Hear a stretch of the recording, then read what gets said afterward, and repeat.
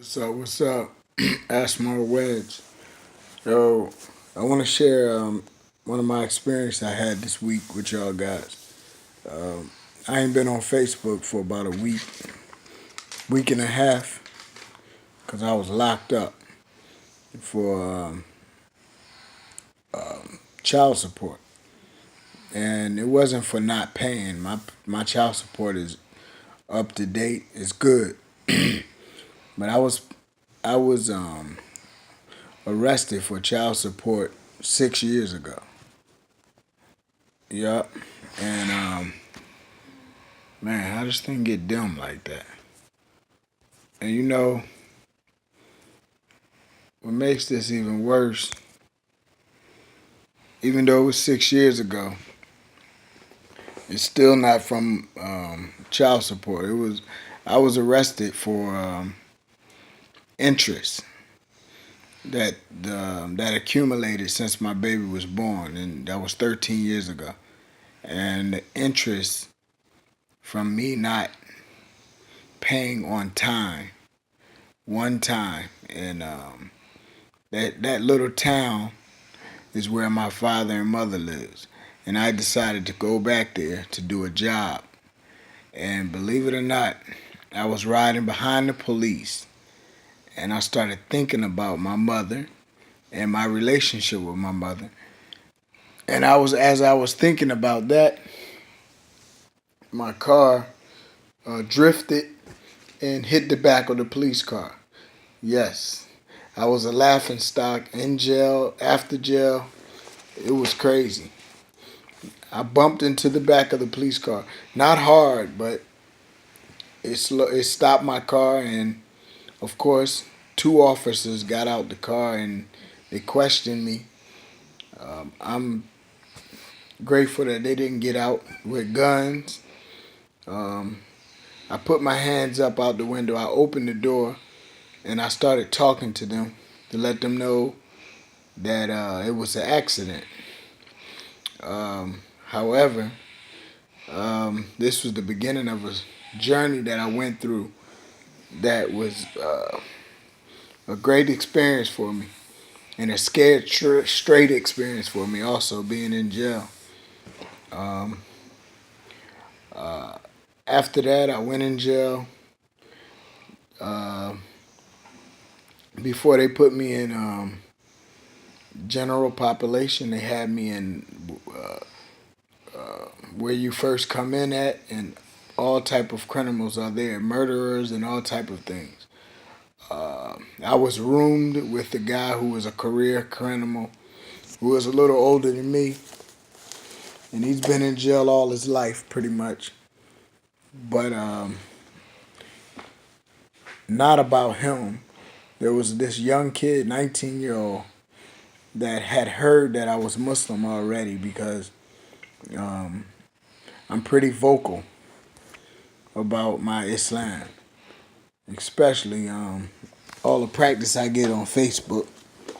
So anyway, this kid's face was looking black. He was in anguish, pain.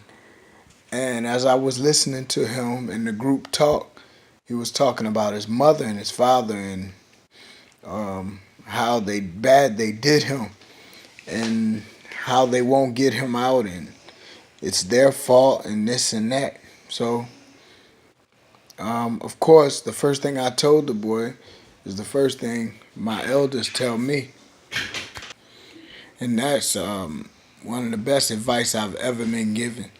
Is I told the young boy, as he looked at me and crying, I told him that he needs to call his mother and his father and apologize and to make amends.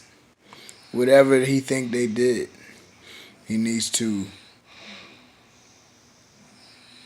make amends with them, and apologize and try to make things right with them. If he want anything else to go right, whatever else is the problem. And I don't know why, but the boy listened to me. So the young boy came back to me about 10, 20 minutes later, and his face was smiling. And he told me he talked to his mother, and they're coming to get him out of jail. And you know, he was just so happy after that. He even said he was gonna go and learn about Islam after that. It made me feel good because I needed that for a reminder myself. So it's just the first thing came to my heart when he came to me with this black face. It was just painful looking face. So of course I did the same thing he did. I went and called my mother and my father. Yeah, I made amends and made things right. And just like his mother and father, mine was with open arms, and it was the beginning of a great story. Because I was holding my children from going to see their grandmother and grandfather for various reasons, but that had nothing to do with my responsibility as a son. So that was the first thing beautiful about that trip to prison. The second thing,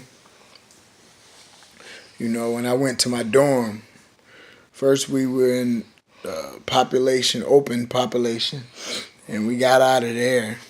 It was all kind of crazy people in there, but it was so interesting, man. It was just like a crowded mall. People walking around, everybody talking about how they gonna get out. That was the main conversation. Um,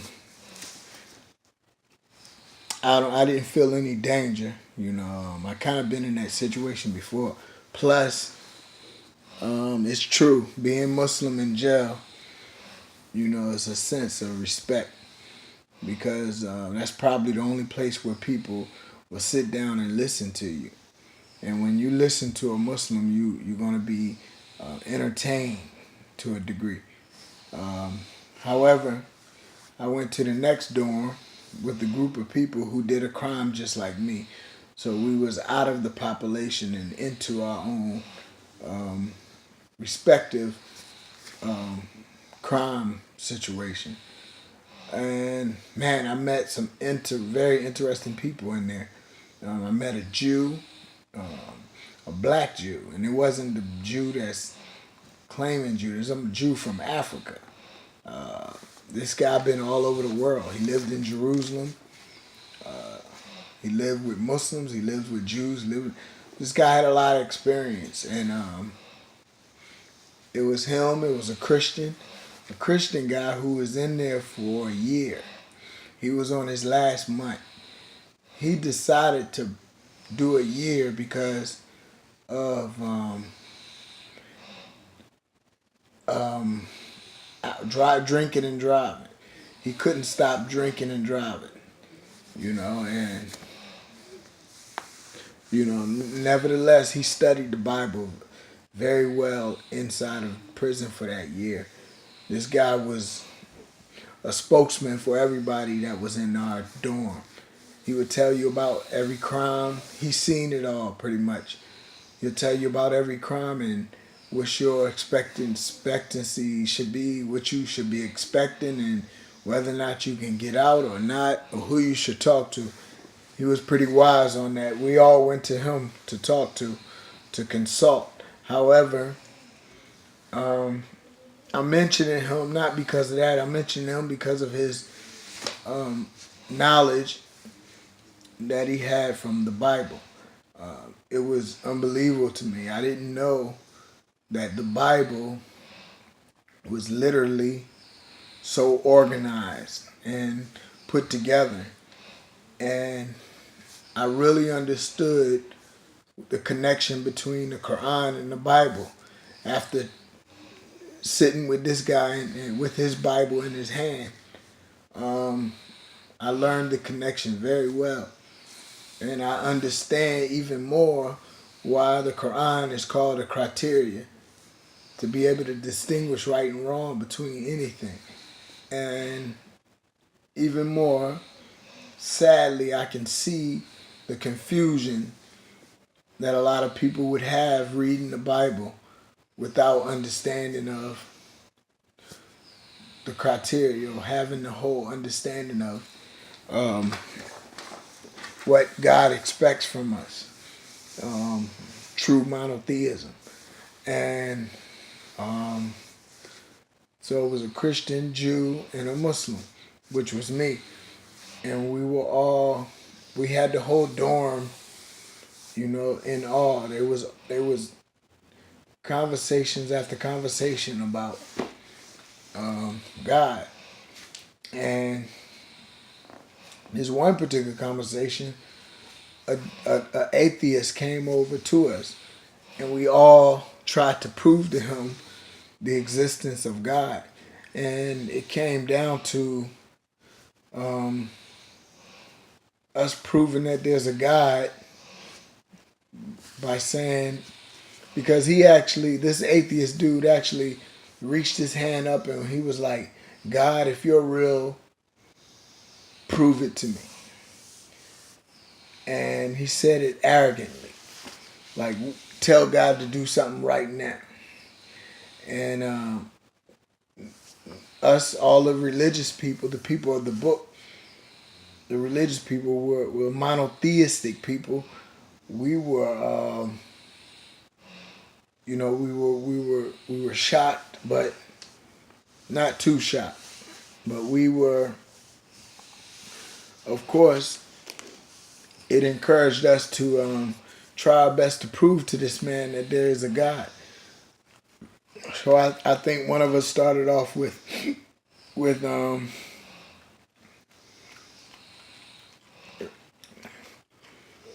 the fact that the burden is on the disbeliever.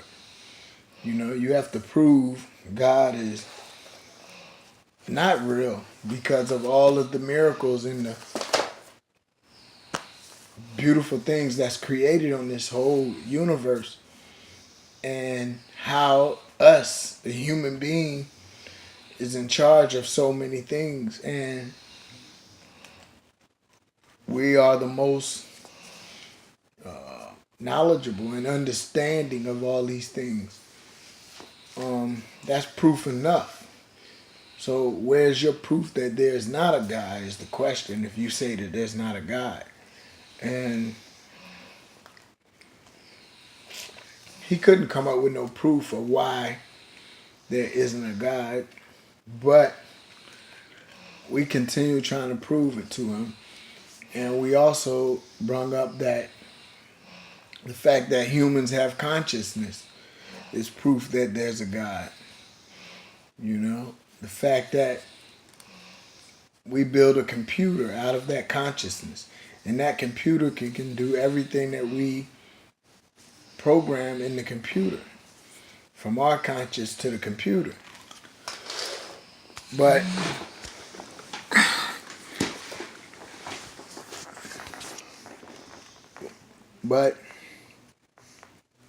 so we are the source of that computer's conscious. So we was asking him, who is the source of a human being? Who installed the consciousness in us? And because that will destroy the theory that things just happen. Computer didn't just build itself. We program a computer. A computer is useless without a God or without guidance. And we spent all night, but I think that atheist that night took a deep look at himself. We finally got him to be quiet, and he just sat there and looked. He couldn't say anymore after we kept proving that it had to be a God. It had to be something, a source at the end of the road. It had to be something consciously creating our identity and life existence. It's not just on a whim or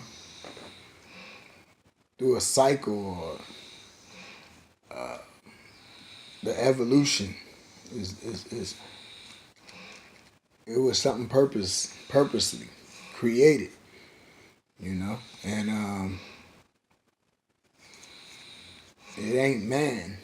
We can't be God of ourselves, but there is someone God of us, over us. So, nevertheless, after that, it was time for me to go. Pretty much, I had a kid that used to pray with me there. And he said he was Muslim, and we both would pray together every day, 5 times a day. And he had tattoos all over his face, but he loved the law. I don't know where he learned about it, but he was Muslim, and he would pray with me. Um, the next move, I had a court date set up, so, first appearance type of stuff. But first appearance told me I had to. That wasn't the judge I need to see. I need to see a superior court judge for the child support. So I ended up going to a superior court a week and a half later. So I spent a week and a half in jail, waiting to see the superior court judge. And they usually say you have to wait 3 weeks for a child support case. But I told them I have kids at home and I need to get home. So they let me see a judge. And, I didn't see a judge. I saw the child support people came up there and they mediated the whole thing before they saw the judge. And they would play hardball with me. Didn't want to let me go. Even though my charges or my debt was from 6 years ago. Because I paid child support, every year. But 6 years ago, I was behind on a few payments and interest had built up, which reached about $3,000. And that interest never disappeared, even though I picked up on my payments, on my regular payments, and I continue to pay 6 years after. Those payments that I missed had incurred interest. They call them arrears, and I didn't pay them. So they held that against me, and I ended up going to jail. I didn't even know that I had a warrant out for my arrest in that town. But when I hit the police officer, it was like a go to jail free card. And when I got in jail, it was such a crazy experience. It was like I was supposed to go there. I met a lot of interesting people, and we talked about a lot of interesting things. But the hardest part of prison is when I was trying to leave, and the judge or the solicitors and the child support people act like they didn't want me to leave. Nevertheless, they decided to let me leave and charge me a lot of money when I get home. So each month I'm paying up them arrears and my child support, regular child support payments, which is good. So I'm back home in retrospect, back on my videos, doing what I love, boxing videos, training the kids at the gym, and talking about Allah. Well, before I got home, my last few days there, I went to court on a bus with hardcore criminals. It was full. The bus was full. It was like I was watching a movie, and there was no windows in the bus. It was like an army tank, and it was one of the most surreal experiences I've ever seen. The bus moving slow. You can't see which direction the bus going in. All you know is you're moving with a whole bunch of criminals shackled from head to toe.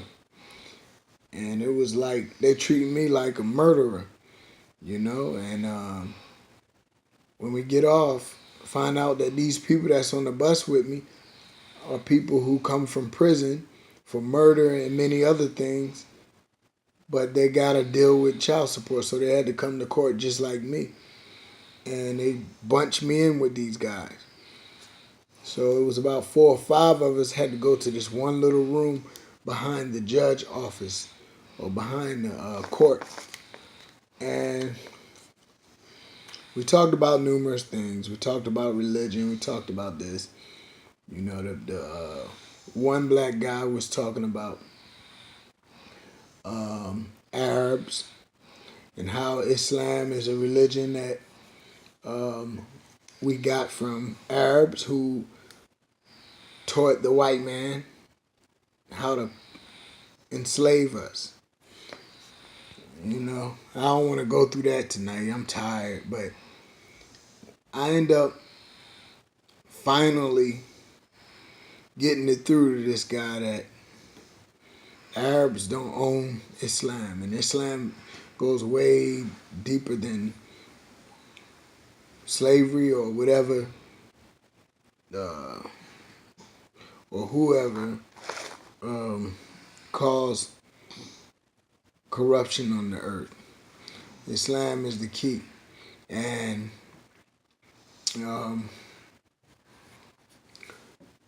pretty much he didn't never agree with me because he was pro-black, and he felt like if you're black, you're a traitor by practicing Islam. Nevertheless,